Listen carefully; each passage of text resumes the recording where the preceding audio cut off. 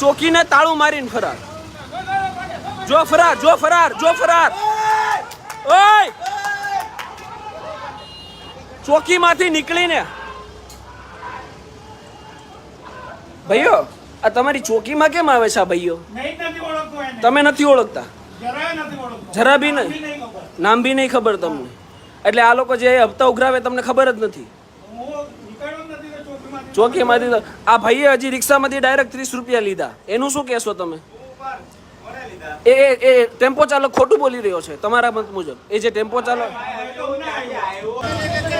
આજે ફરાર થઈ ગયા હતા એ પારા છાયા બરાબર. આમને અત્યારે સહી કરવા જવાનું થયું, ચોકી મૂકીને નીકળી ગયા હતા, હવે પાછા આવ્યા છે બરાબર.